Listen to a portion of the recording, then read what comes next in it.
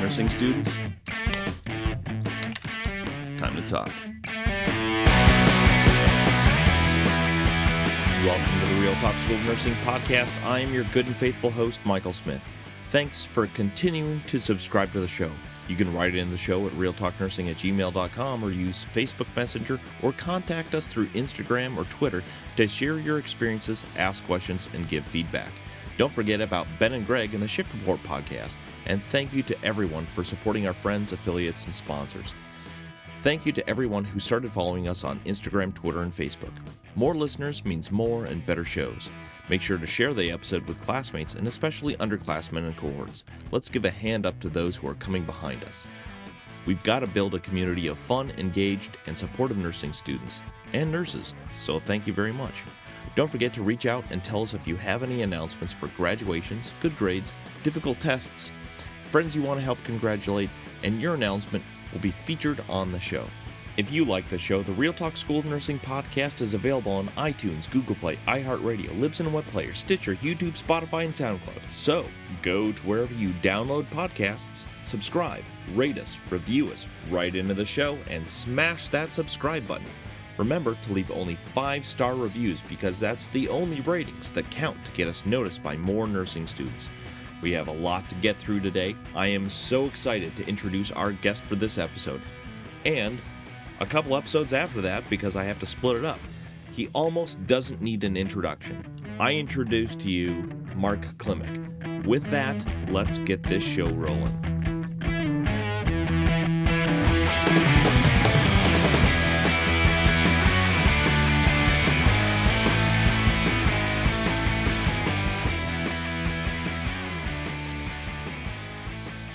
So first off, welcome to the show, Mark. To my listening audience, this is Mark Klimek, and you have no idea how exciting this is for me. So I'm hoping, Mark, that we could start off with an introduction. Could you give me kind of a nickel tour of what your professional career has been to date? Okay, well, thank you, Michael, for letting me be on your show here. It's a pretty exciting thing for me. A little nickel tour of my professional career. I started out as a chemistry major in college, and I got into calculus, got into physical chemistry, and just didn't see myself working in a lab all day because I'm a people kind of person. And so I thought, I'm going to switch majors. And the fact that I wasn't doing that great in calculus didn't hurt either. So I talked to my brother, who was a pre-med student, and I said, what do I do with all this science I have? I don't want to be a doctor. I just don't want to do that. And he said, well, why don't you be a nurse? And I said, well, this is 1972, remember? And I said, I can't be a nurse. And he said, why? And I said, well, I'm a man. Males can't be nurses. And he said, well, yeah, they can. And I said, no, I don't think they can be. And he said, well, yeah, I think you go check it out. So the next day I went down to the School of Nursing at Youngstown State, which is where I was attending with my brother. And I went in and interviewed with one of the faculty members, and within the hour, I was a nursing major. So I kind of went into it blind. I just walked in and became a nursing major. And so I thought I would be a nurse anesthetist. That was the plan. I thought, I could be a nurse anesthetist, and that's the route I want to take. So I went into my nursing classes, and I was somewhat of a traditional student because I was a 18-year-old kid right out of high school into college. But in some senses, I was non-traditional in the sense that my brother was the first student, well, first in my family on both sides, my mom and dad's side, first person to attend college. Wow. None of our family had ever come to college since they emigrated in 1908 from Germany. Oh my gosh! I no think one had gone to college. So in that sense, I was sort of non-traditional because I had no clue what college was about. And of course, my parents didn't think that was anything that people needed to have. So I was non-traditional in the sense I had to work my way through because my parents didn't pay any money for my college, and scholarships weren't a big deal back then. So. Right. I had to work the whole full time all the way through college, and I paid my way all the way through and graduated with no debt. So that was somewhat non-traditional. So there was always the work conflict with me through school, school work conflict, which to this day I have a sort of affinity for students who work full-time and try to do nursing at the same time. I have no idea how I did it, and I don't know how students do it today, but we get through it. So you started off with a bachelor's degree then? No, what I did is I started off, I was so clueless about nursing that I didn't know that there were 3 ways to get a license: a 2-year associate degree, a 3-year diploma, hospital-based school. At the time, they had those, and then a 4-year baccalaureate degree. I just thought, RN was an RN was an RN, and I thought, well, if I can do it in 2 years associate degree, why would I spend the money for a 4-year degree? I'm doing it at the half price option. So I went into associate degree. At Youngstown State, they have an associate degree in nursing. It was called a ASAS, Associate in Applied Sciences. And I got that in 2 years. And the funny part was through the course of my clinicals, I found out I absolutely loved nursing. It was shocked me. I really, really liked taking care of patients. And in the course of those 2 years, I decided I don't want to be a nurse anesthetist. I want to be out with the patients, because I know it sounds odd, but I really got a big rush about when my patients, I'd take care of them in the morning. I'd walk in and they're a mess. And after 8 hours, I'd walk out and they're comfortable, they're stable, they're doing better. The family's happy, I'm happy. That's really, I don't know. That's just really excites me. And it's really cool because you're applying order to chaos. Exactly. And chaos is the operative word. So I really got into that, and I thought, this is something I could do. And what was challenging about it was always different every day with every patient. Oh my gosh. And even though you've done this procedure 100 times, it's never the same. It's never the same. Never. And you got to be really sharp. You can't be just some kind of robot. You've got to really know what you're doing. So it really gave me excitement, and cognitively, it was a real, to me, it was more challenging than figuring out calculus derivatives and integrations, because those just follow a process and, you do it. But this is constant dynamism. And that just really got me excited about it. So I thought, this is what I want to do. So I got out of school in 2 years with my associate degree.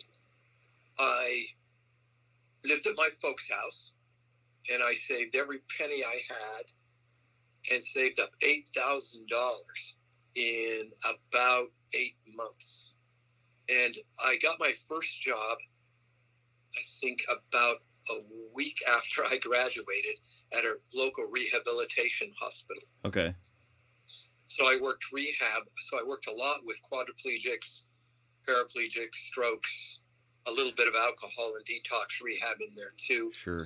But it really, it was great for me, because I got to learn how to care for everybody's need, the most basic need, from elimination all the way to body image and hope for the future, with quadriplegics, learning how to do life now without the movement of 4 extremities. And it's really something was cool. And it's funny you say that, because like one of my favorite instructors in school was an old rehab nurse, and she had, I don't want to say she was unempathetic, but she was kind of a hard ass. Yeah, well, you sort of develop that. You become sort of immune to manipulation, and you just say, do it yourself. And I can't do it. Well, okay, then just sit there. It sounds terrible, but you don't want to mask helping. There's so many times where I feel like we as nurses, we get into the I'm going to help you, but that help is really a hindrance to them. Because eventually, when I was doing med surg floor stuff, You know, it's like, well, how are you going to do this when you get home? Because exactly. I can't, I'm not going to be there in 2 days when you discharge. So how are you going to do this when you get home? And there's so many different cool facets to that nursing process and to caring for patients, where you have to be tough, and you have to be empathetic, and you have to have that soft kind of, I don't want to say soft, that's not right, but that compassionate. Yeah, that's probably a better way to say it. Yeah, compassionate firmness. It's sort of a two-edged sword. You play both ends. And I really liked it, though. It was a good experience for me because I got really good at the basics of nursing. Good physical caregiving, pain alleviation, dealing with people's psychosocial issues. It gave me a holistic, I think rehab gives you a holistic perspective, that because you're living with these people for quite a while. The length of stay in a rehab hospital is much longer than the length of stay in a traditional med-surg unit. So you develop relationships, you get to know their families, and it just was a very good start for me. Well, then what I did was, after I saved up that $8,000, I decided I was going to go back. It's really interesting, Michael. Back then, if you were someone who was dedicated to the job, they would promote you really, really quickly. And I was a fairly sharp guy, so I could catch on fairly quickly. And it was really interesting. Within 6 months of my employment as a new graduate, I was in charge of the facility on afternoon shift on weekends. I was the supervisor for the rehab hospital in 6 months. And I look back at how clueless I was. I'm just shocked that people didn't, succumb. But there must be angels out there looking over people, because I was in no way qualified for that job. But that's just the way it went. And I was a hard worker. I've always been a hard worker. I remember on 4th of July, I worked an 8-hour shift starting at 6 a.m. The 4th of July shifts, those things will live in infamy in your memory forever. Yeah, and I worked an 8-hour shift, and then the next shift, the RN didn't come in. So I worked another 8-hour shift to about 9 o'clock at night. And then they said the next nurse coming in was going to be late. Would I work another 4 hours over? And so by that time, I had been working 20 hours straight. And the funny part was this rehab hospital is a state-run hospital. Sure. Well, in the state system, you get time and a half for holidays. And when you work overtime on a holiday, you get double time wage. And when you work over 2 shifts on that, you get time and a half at double time at time and a half. So I was making, I don't know what I must have been making $70 an hour back in 1972, 73. And in the 70s, the price of gold was like $35 an ounce. So exactly, that's like $2,000 right now. Yep. So I got my paycheck, and it was some exorbitant number. And there was this blue slip in everybody's paycheck that week that said, from now on, no one is allowed to work more than 4 hours on a holiday of overtime. And everybody in the hospital said, well, Klimek, that's your fault, So they always gave me a hard time about that. But I was single, and I didn't have anything going on. So they said, you want to work? I said, you betcha I do. You bet. So I really worked hard and saved up that money. And then I went back in August to the University of Virginia in Charlottesville, and I got my BSN from there in 1977, graduated. And then I went immediately, and then I worked as a nurse the whole time in the University of Virginia hospital system. Wow. And then I went into master's work at Wayne State University in Detroit, Michigan. As a master's, I decided to do hospital administration. Mm-hmm. But as it turned out, I didn't like that, so I went into education and graduated with a nursing education degree. And then I got out and I started working back at Youngstown State in their associate degree program. And I taught there and worked in coronary care while I was teaching. And after a few years, I went back for a doctoral degree, and I worked with Madeline Leininger. I don't know if you know her in transcultural nursing.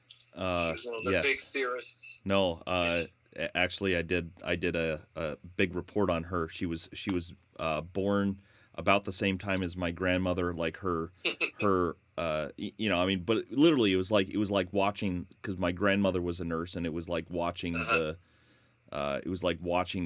career path of my grandmother. Exactly. Did the Navy. My grandma was Navy, but Madeline was a nurse corps, Army nurse corps, and all that kind of stuff, and no nonsense boy. It literally was like reading about my grandma, and it was like, God, these two, peas in a pod. So I really liked her, and I really liked the partially because I'm an Army vet, but it's amazing how many of those nurse theorists were in that Army nurse corps. That is interesting. And I how much of that, but it's true. But there's so much they learned because of those experiences. And if you go back, all the way to the beginning, to the to the mother of nursing, that's where you were. I mean, there's no doubt in anybody's mind that if you're hurt in combat, you have both physical and psychosocial issues to deal with. Right. And so you have to really figure all that out. And I think the education and the experiences that you get in a combat kind of situation, if you're in nursing or if you're a medic or any of that kind of stuff, that's some real both cutting edge and real world application stuff that you can't get in a school setting. And I think she this is a complete aside, and I'm completely getting sucked into this, but yeah, she's my favorite theorist of all of them. Yes. Yeah, for sure. She was like 5 foot in heels, and she could decimate a class of 30 grad students in 5 seconds, man. She just was no nonsense, boy. Oh, but I love it. She's awesome. She was my advisor the whole way through. Oh my gosh, that's so cool. Took so many classes from her. But so I went into doctoral work with there at Wayne State, and I worked in neurointensive care at Henry Ford Hospital while I was doing that, which was really cool. I really enjoyed that. So I've worked, I don't think, ever since I went into nursing, I've never had more than 2 jobs simultaneously. And at some points I had like 3 or 4 different jobs simultaneously. And I worked through different recessions, and I worked in Youngstown, Ohio full-time. I worked in Detroit, Michigan full-time. And those are fairly recession-susceptible areas of the country. And I've never had a problem with employment or whatever. So nursing's been really, really good to me and my family. For any of for anybody listening out there and are looking forward to another recession anytime in the next 10 years, because it seems like we're kind of overdue, because they're kind of cyclical. I don't know. Yes, they are. They are definitely cyclical. You younger kids out there, recessions are cyclical. Yes, they are. They're gonna. Another one's gonna come at the worst time possible. And you will live through it. You will not die. You will survive. Just keep at it. Stay positive, and go into nursing. So areas. So you worked in rehab. You worked in med surg, obviously. You taught, and you started off in an ADN program. Did you get into? Were you ICU or ER at all? I worked in neurointensive care at Henry Ford, so it's a specialty ICU. Right. And then when I started teaching, where I teach now, I always believed that if I were not working a lot as a clinician, while I was a teacher, I was on the border of being incompetent as a teacher. I just felt like educators need to, in a discipline, applied science like nursing, an educator needs to be in the field, working in the clinical setting. Otherwise, how do you know what you're teaching is current and relevant? Because nursing changes. It doesn't constantly. stay static. Constantly. And, I've been at my job for less than 6 months, and I can't tell you how many algorithms have changed just in that amount of time. It's light speed. It's like, we don't do that anymore. We're gonna do this we now. Don't do that anymore.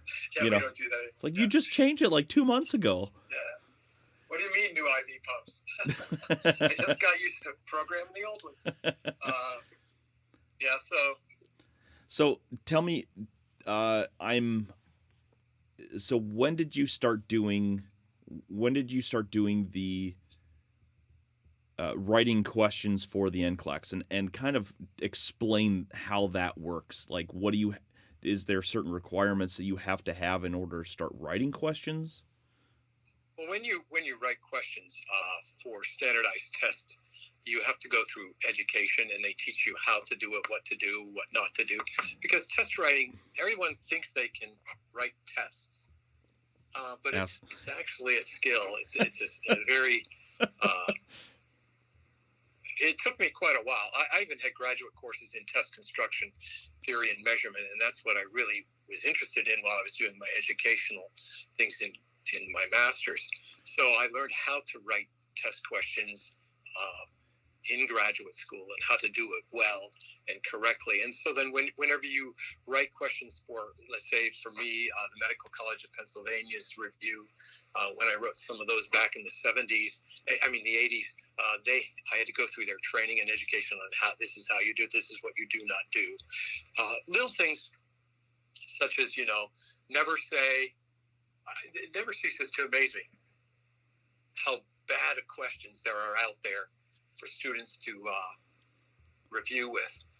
One cardinal sin that you never do, never do, and I see it done all the time, and I can't imagine, how can you make this nursing 101 mistake, and that is, you never say, which of the following is not a sign of, which of these do you do all of these except which one? Which one of these is not what you do? You never ask a question negatively. You always ask it positively. Right. Oh, because my gosh. Research shows that the students' performance goes down by at least 10 to 20% when you ask the same information negatively, like which one is not, all except, rather than asking it, which of these is A. And they're just little things like that are really big things. But you see it all the time, where you see the double negative. These are all things that you don't do, except, or something like that, and you're going, okay, so I have to. So these are the things that you are supposed to not do. Yeah, my favorite questions are, which of the following do you not teach a person who's constipated? A, avoid roughage. Okay, so you're not supposed to teach them avoid roughage. So does that mean they get roughage? You're sitting there going, you're trying to figure out the number of backflips you have to do to figure out what answer. Oh gosh. Hey. So can I send you to my graduate program, please? I'll just send you right over. Yeah, and then the other things you're taught when you write questions for national licensing exams and others are things such as best questions. Like what is the best thing to do, and you have to do a thing called juxtaposition and negation, and it's a cognitive process that you go in where you give the 4 answers and they say which one is best. Well, what you have to do is you have to take each of those in pairs. And so you take A against B, and you say, if I did A but not B versus B but not A, what would be better? And then you get a winner. Then you take that winner against answer C. And you say, I would do A, but not C. I would do C, but not A. And you would see which one was better. And then you would do the winner of that one against D. And if your answer that you say is true, wins out with juxtaposition and negation, then you've written a good question. Oh my but gosh. as a teacher, if you're sitting there trying to do juxtaposition and negation with your answers and you're debating, you don't know, it's not clear to you, then it's definitely not going to be clear to your students. And those are just things that I don't know that the run of the mill, I shouldn't say the run of the mill. I don't know that the typical faculty member in nursing school writing multiple choice questions in a best format has even heard of juxtaposition and negation as a cognitive construction method for those types of questions. But yet they're writing them. And I've talked about this several times in other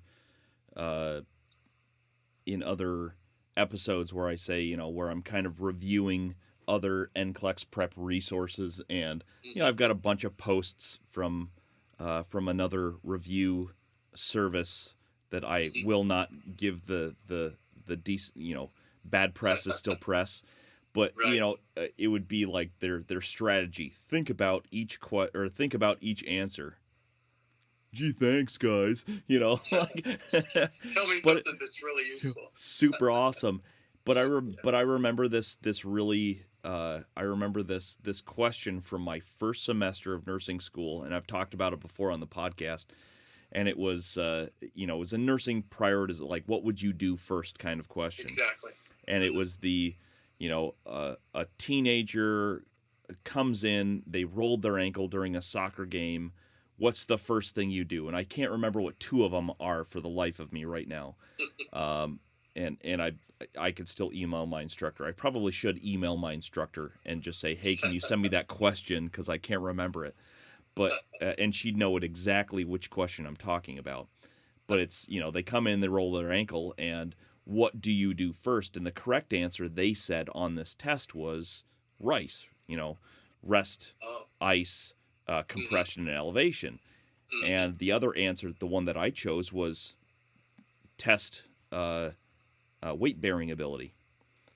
I said, because if I go out because the question was, they come into the ER. It says, well, how many times have I, as an ED tech, gone out to the waiting room to call someone in, and they've got an injury or something like that, or I can completely imagine a person standing there and they've got a hurt ankle, and I would ask them, can you walk back?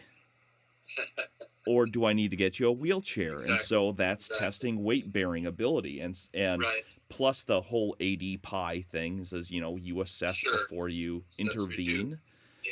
And they said, and she was like, huh. Hadn't thought of that. I go, well, come on, guys, you're not following your own rules.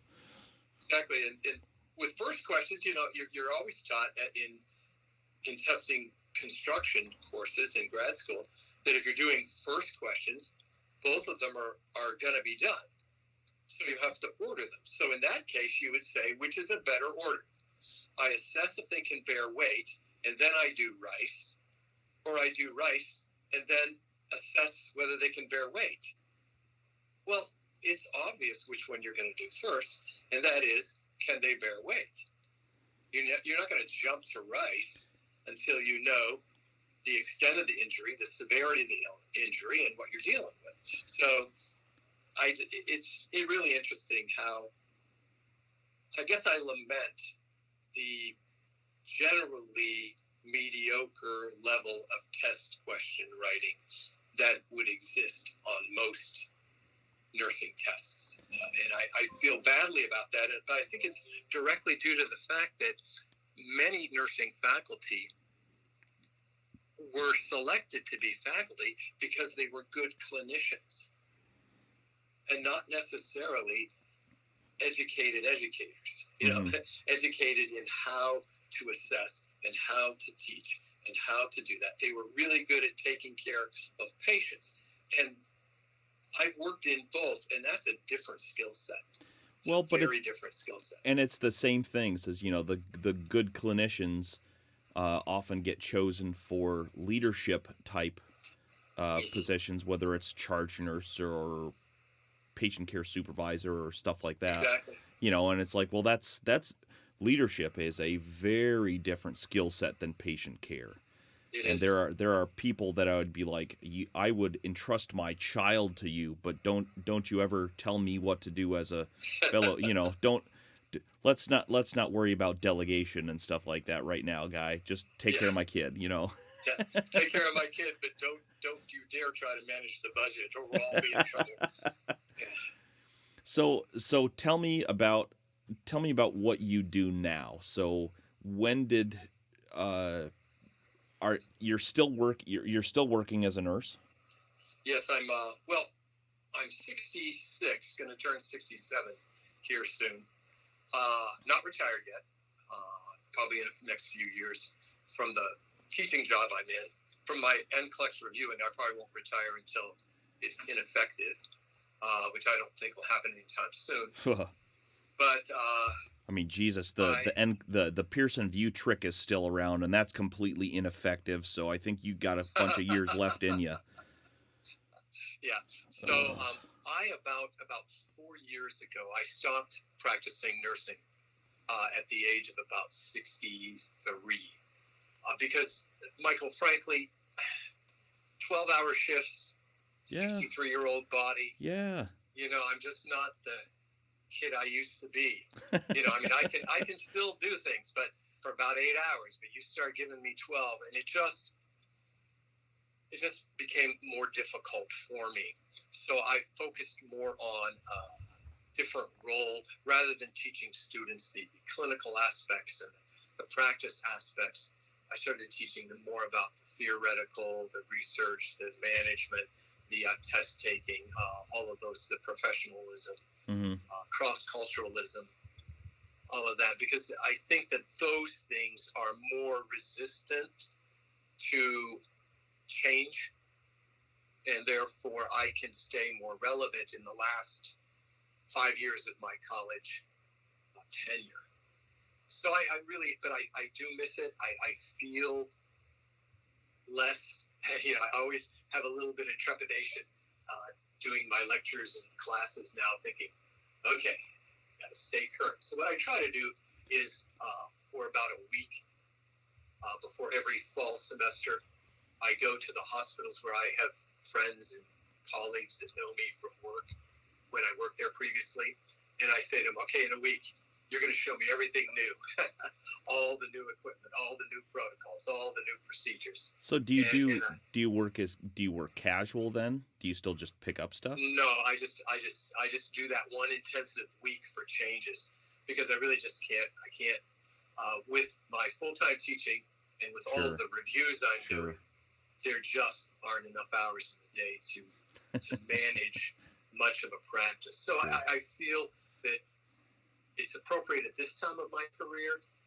It would have been handicapping earlier if I did not have a clinical practice. So no, I think the answer to your question is no, I don't have a clinical practice now. I haven't had for 3 or 4 years, but I do updates to keep myself current. Which is try to hang around all the new faculty that know all about the new stuff. Sure. So tell me about the kind of history of tell me about the history of Klimek Review. So how did it start? When did it start? Okay. Well, it started back in about I don't know. It started early. The idea did all the way through school, because I was the person in the class that would teach everybody else what they were supposed to have learned from class, because they didn't learn from the teacher. That's what I felt like in prereqs.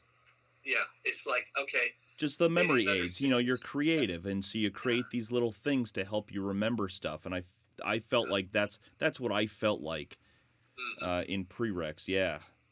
And if you're the same, if you do that too, we're both then what we would call pattern recognizers. One thing I found, one skill I had really good cognitively was pattern recognition.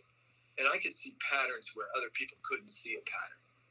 And when I saw a pattern, it unlocked the seeming chaos in information, in situations.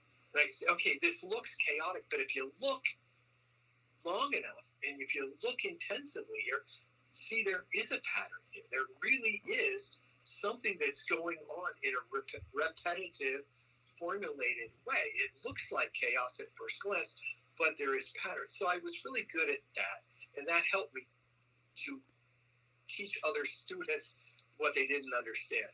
And so when I got out, I went into education at Youngstown, and I got a job with the Medical College of Pennsylvania, teaching their NCLEX, well, it wasn't NCLEX at the time, their state board review courses. And they would send me all over the East doing reviews for them.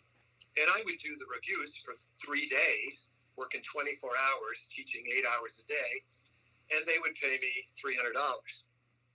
And I thought, okay, everybody sitting here paid $200. There's 80 people in the room. That's $16,000. I just got paid $300. Either I'm an idiot or something's happening here. You know, I thought this isn't cool. I thought I can do this. I really like this, and it got so that I became one of their top faculty. And so they would send me every year for 3 years. They sent me to the National Student Nurses Association convention. Sure. And I was the one that would sell their program a lot, you know, against Kaplan and, you know, all these other review companies would go to the convention, and they would try to gain the National Student Nurses Association official review status by the quality of their presentation.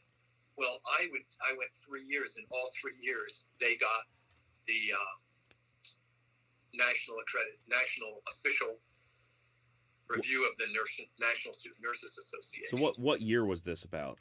Like this what time frame? This would have been 83, 84, okay. 85, okay, somewhere in there. And so I became one of their top people. But then I thought, I'm going to do this on my own because I don't like the way they do it. It's just all lecture. There's no application. It's all just facts. And I wouldn't learn this way. I wouldn't like a review this way. So I decided to develop my own. So I developed my own materials. And then after 2 years after I quit with them in about 1985, 86, I asked 4 of my students in the program I taught to come to my house. And for 3 days, we did a review. So I did a review for 4 students in my basement. And that was the first Klimek review that was held. And then the next semester I had 25 students. And then the next semester I had 60-some students. Wow. And then by a year I was teaching 100 students. And I developed the materials more professionally. Sure. Wrote the books. Just developed my philosophy of how one reviews for a national exam, covering all the material you've learned for 4 years. And so I just developed that, and it sat there for a while. You know, and I would do reviews for, I think at one point in time through the 90s, I would be brought in by at least 16, I think it was, different schools of nursing. And they would have me teach their graduation classes. Right. So I would go here and teach 30. And then the next week I'd go teach 40 over at this school. Next week I'd teach 50 over at this school. And it was pretty full time because it was 16 schools 3 times a year for 3 days, and try to fit that in while you're teaching full time. Right. At a university and working holidays and summers in the facilities. And it was people. I have a family, 4 daughters and a wife, but they didn't see me a lot during that time. But that was time I had to put in. That was paying the dues. Yep. And then in 2008, the funniest thing happened. In 2008, the recession hit, and universities were told, cut budget. Well, they said, hey, there's this $10,000 bill we're paying to this Klimek guy to review for NCLEX. it's either you cut him or you fire your secretary. Well, who's going to get cut? So all of these schools in the month of August. By Gladys. Yeah. So I have a letter opener on my desk that's right here in my view right now, and it says 080808, which is August the 8th, 2008. Yep. And that reminds me that within 20 days of that date, I went from having contracts with 16 different schools to having 0 contracts with 4 schools. Wow. I lost 86% of my business in 20 days. Oh my gosh. And at that time I said, okay, reinvent, baby, reinvent. And so I seized on something, the internet. In 2008, the internet was not real what it is today. So I went online and I redesigned everything and put not my materials online. Right. Still stayed a live review, but I put all my registration online, and I got, the payment online and everything so that it would be quick and easy for people. So what happened was my reputation was still warm, still hot. Yep. But now, instead of working with schools, they work directly with me. We cut out the middleman. I would never have done it. The economy did it for me. But it was the greatest thing for my business, because now people come to my website and they sign in and they register and pay. And it's really funny because I lost 86% of my business in August. That next December, that following December, just 4 months later, I'm sitting in Columbus at a medical auditorium at Mercy Medical Center in Columbus, Ohio, and I had 200 students sitting there paying. Jeez. And so are you saying that through adversity and through hardship, growth occurs?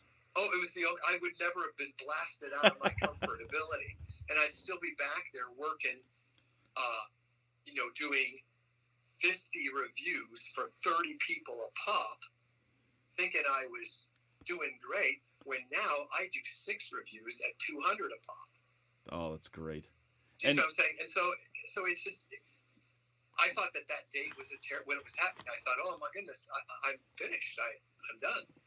But it was reinventing, seeing where are things moving, where are things heading, and jumping in. And the best thing is I beat other people to the market because I'm an army of one. Yep.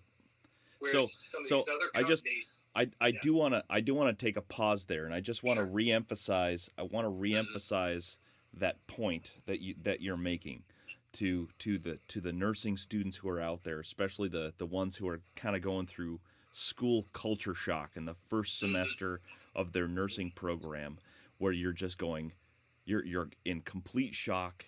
You are a person who had straight A's going all the way through your prereqs if you had them, or somebody changed the rules on you. Somebody changes the rules right in the middle of it, I read about this one student who their faculty changed the rules, and so you weren't allowed to discuss in public or private any test questions ever, or you'd be dismissed from the program outright. Right. So people who are going through this hardship right now in nursing school, there's redemption on the other side of hardship. If you reconstruct it to your benefit, and you say, what can I use? This is what I'm dealt. This is the hand I'm dealt. Can't change the hand. But how can I use a large straight here or a full house? How can I use these cards in a way that were not meant to help me, not meant that necessarily to be helpful, but there's a way you can reconstruct it for your own benefit, and you'll actually achieve more. The biggest improvements in my company and in my professional life have come through at the times when I thought I'm finished, and then I thought, no, I refuse to be finished. God, I love that. I will say when I'm finished. I'll say when I'm finished. You don't tell me I'm finished. I love that. So I love that. That's the way you got to get through nursing school.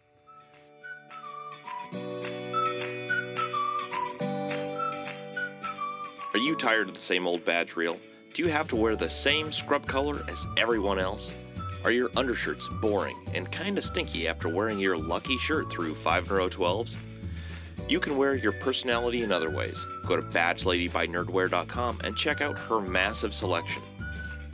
Tell her you're a Real Talk School of Nursing podcast listener and use the promo code REALTALK20 at checkout for 20% off your order. Expect 2 to 3 weeks for custom orders and a few days depending on her actual job schedule because she's a real nurse to get your badges made and shipped. I know you'll treat her like your best friend at clinicals, so go to badgeladybynerdwear.com and order the coolest custom and original badge reels out there. Go to badgeladybynerdwear.com and use the promo code REALTALK20 for 20% off your order. That's badgeladybynerdwear.com and use the promo code REALTALK20 for 20% off your order.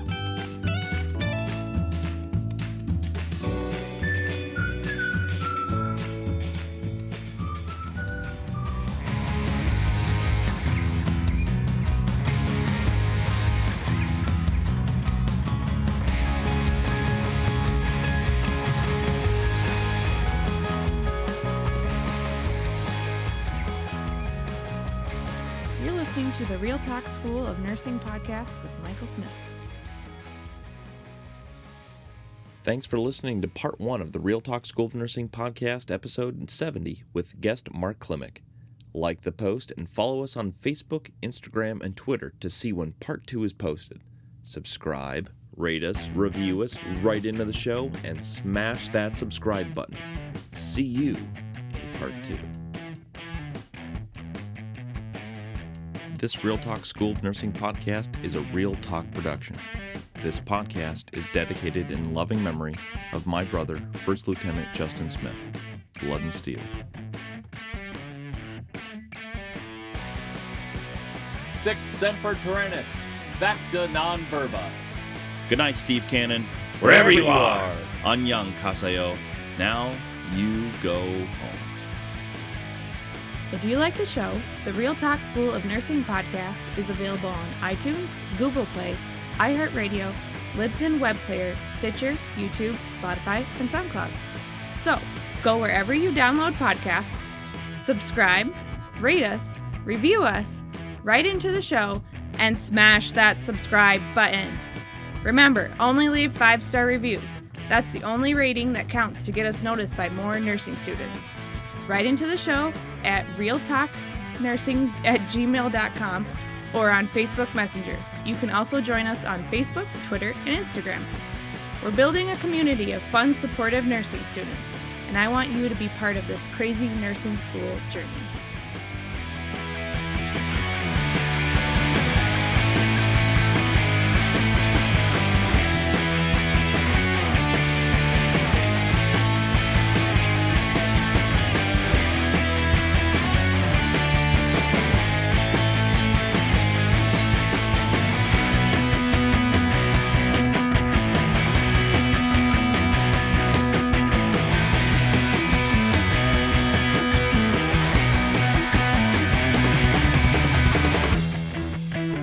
School of Nursing podcast is a holy moly, I can't believe you're still listening to this podcast.